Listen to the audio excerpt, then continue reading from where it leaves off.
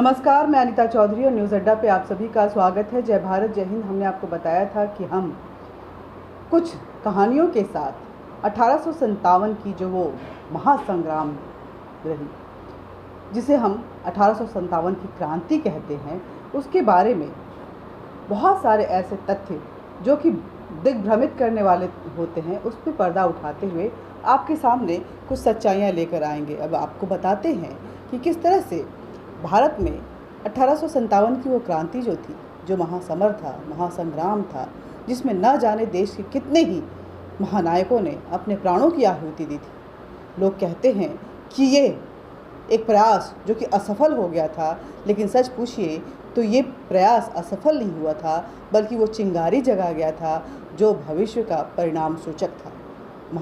भारत में कौन सा भारतीय होगा जो 1857 के महासमर की घटनाओं को सुनकर गौरव अनुभव नहीं करता होगा। यह विश्व की अद्भुत, आश्चर्यजनक और बेजोड़ घटना थी, जो आज भी सबके जहन में बिल्कुल जिंदा है। पूरे विश्व में अगर आप देखें तो जब भी इतिहास को पलटा जाता है, उन पन्नों को पलटा जाता है, तो 1857 की वो क्रांति हर व्यक्ति के लिए एक, यूँ कहें कि एक आइडियल महासमर इसको कहें, महाक्रांति कहें, वो होता है, एक प्रेरणा स्रोत होता है। अगर आप कहीं जीतने की जज्बे के साथ निकलते हैं तो उसके लिए आपको किस तरह की आग अपने अंदर जला के रखनी होती है, इस 1857 की उस क्रांति से हम सीख सकते हैं। इसने समूचे विश्व को हिला कर रख दिया था। यह साम्राज्यवादी अंग्रेज सरकार के लिए भारतवासियों के सामूहिक व देशव्यापी चुनौती थी। लाखों व्यक्ति इसमें मारे गए। अंग्रेजों ने केवल नरसंहार ही नहीं बल्कि भयंकर लूटपाट भी की थी। लगातार 1 वर्ष से भी अधिक चला था यह महासमर, और इस महासमर में जो भी लोग कूदे थे वो इस जज्बे के साथ कूदे थे कि भले प्राणों की आहुति देनी पड़े, लेकिन भारत माता को स्वतंत्र करवाना है। इस ज़मीन से, अपनी इस धरती माँ से, अपनी इस भूमि से इन अंग्रेज़ों को पैर उखाड़ फेंकने हैं। यह भ्रम फैलाया जाता है कि संग्राम केवल उत्तर भारत में ही था। वास्तव में पूरा भारत इस स्वतंत्रता की इस लड़ाई में कूद पड़ा था। पूरा देश लड़ रहा था, सभी वर्ग के लोग लड़ रहे थे।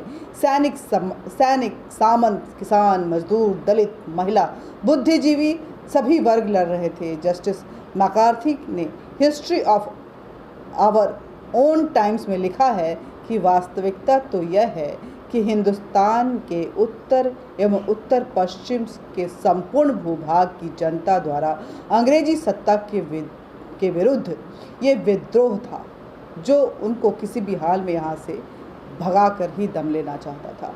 1857 का स्वतंत्रता संग्राम सत्ता पर बैठे राजाओं और कुछ सैनिकों की सनक मात्र नहीं थी। यह प्रयास असफल बोलते हैं लोग हुआ, लेकिन भविष्य के लिए बहुत बड़ा परिणामकारी था। ये एक आग थी जो फैल गई थी, और जब तक आज़ादी मिली नहीं थी ये आग शांत नहीं हुई।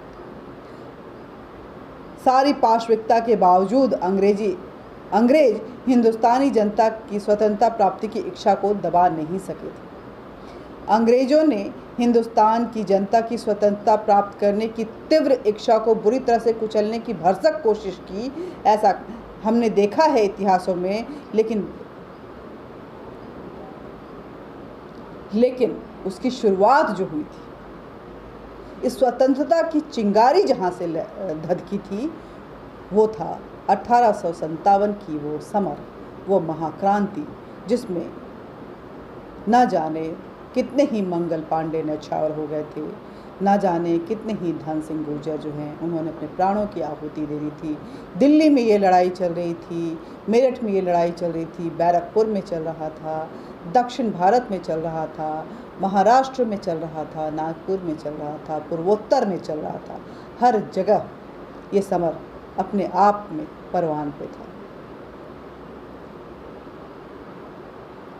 जिस किसी ने भी स्वतंत्रता महायज्ञ में अपना योगदान दिया, वो सभी हमारे लिए वंदनीय हैं। उनको शत शत नमन।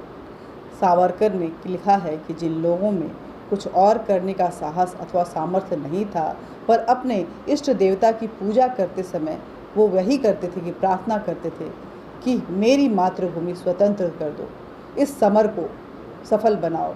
उनकी स्वतंत्रता प्राप्ति की में उनका भी योगदान है, जिन्होंने प्रार्थना की, अपने देवताओं से ये अनुरोध किया कि सफलता हमारे वीर सेनानियों के लिए, हमारे वीर पुरुषों के लिए, हमारे वीर नारियों के लिए वो सफल बने, ये लड़ाई अंततः सफलता प्राप्त करे। वो भी हमारे लिए वंदनीय है।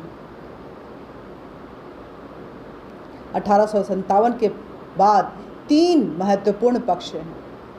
विभिन्न व्यक्तियों व संस्थाओं द्वारा स्वतंत्रता प्राप्ति के लिए सत्याग्रह व सशस्त्र क्रांति, विदेश प्रवास कर स्वतंत्रता के पक्ष में वातावरण तैयार करना व स्वाधीनता के लिए हिंदुस्तान में हो रहे प्रयासों की सहायता करना, संपूर्ण देश में सत्याग्रह व आंदोलन और क्रांति के जरिए अखिल भारतीय स्वरूप देकर इसको स्ट्रक्चर्ड वे में इस लड़ाई को आगे बढ़ाना। इन चीज़ों को ये जो सारी स्ट्रैटेजी तैयार हुई, जो स्ट्रक्चर्ड, जो छद्म लड़ाई हम कह सकते हैं, जो जगह जगह मोर्चे पे लड़ी जा रही थी, अब वो पूरी तरह से एकजुट स्वरूप ले चुका था, एक स्ट्रक्चर ले चुका था और पूरे स्ट्रक्चर में लामबंद हो रहा था पूरा भारत। और स्ट्रैटेजी के तहत अब अंग्रेज़ों को इस समर के बाद हराने की तैयारी शुरू हो गई थी। लेकिन उसकी अलग किसने जगाई? इस अलग को जगाया था तो 1857 के उन महायोद्धाओं ने, जिन्होंने अपने प्राणों की आहुति दी, जिन्होंने अंग्रेज़ों को ललकारा था, जिन्होंने ये बताया कि तुम कुछ नहीं हो, तुम इस ज़मीन पे खड़े हो और हम चाहें तो तुम्हारे पांव उखाड़ सकते हैं। सरदार पाणिकर अ सर्वे ऑफ इंडियन हिस्ट्री में लिखते हैं कि सबका एक ही और समान उद्देश्य था, ब्रिटिशों यानी कि अंग्रेज़ों को देश से बाहर निकालकर राष्ट्रीय स्वतंत्रता प्राप्त करना। इस दृष्टि से उसे, ये जो लोग भी इसको विद्रोह कहते हैं, ये विद्रोह नहीं था, ये क्रांति थी, ये महासमर था, यह एक महान राष्ट्रीय उत्थान था जिसमें न जाने कितने ही हमारे वीर पुरुषों ने, महिलाओं ने और हर तबके के लोगों ने अपना सहयोग दिया, अपने अपने तरीके से इसको लड़ा और अपने अपने तरीके से इसको जीतने की कोशिश करी और उस चिंगारी को जलाए रखा। शिवपुरी छावनी में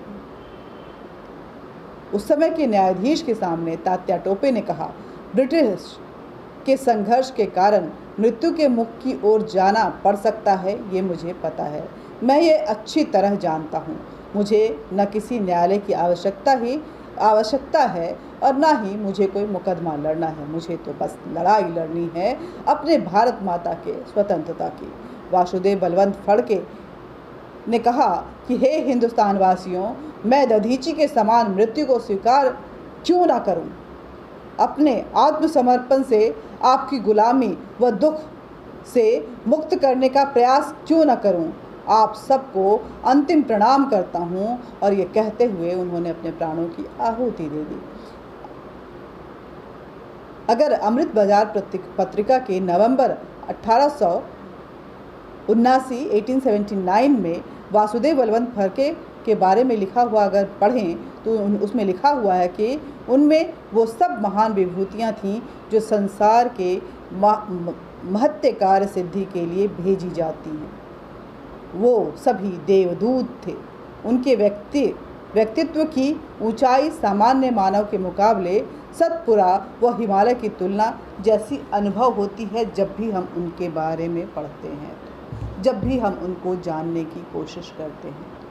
तो 1857 के इस महासमर को, उस इतिहास को हमेशा जिंदा रखना है, अपने बच्चों को भी बताना है ताकि उनकी भुजाएं भी फड़के। हम जानते हैं कि ये दौर जो है वो साइबर युग है, ये साइबर पीरियड में हम चल रहे हैं जहाँ तकनीकी लड़ाई लड़ी जाती हैं, लेकिन भुजाओं में अगर वो फड़फड़ाहट नहीं हो, अंदर में वो आग नहीं हो और अपने मातृभूमि की तरफ वो समर्पण नहीं हो, उन गाथाओं को हम याद नहीं रखेंगे, उन बलिदानों को अगर हम इतिहास के पन्नों में धूमिल करते जाएंगे तो तो कहीं ना कहीं हमारे आने वाली पीढ़ी जो है वो एक स्थूल सुषुप्ता अवस्था में चलती जाएगी, जो नहीं समझ पाएगी कि उसके इतिहास का कितना गौरवपूर्ण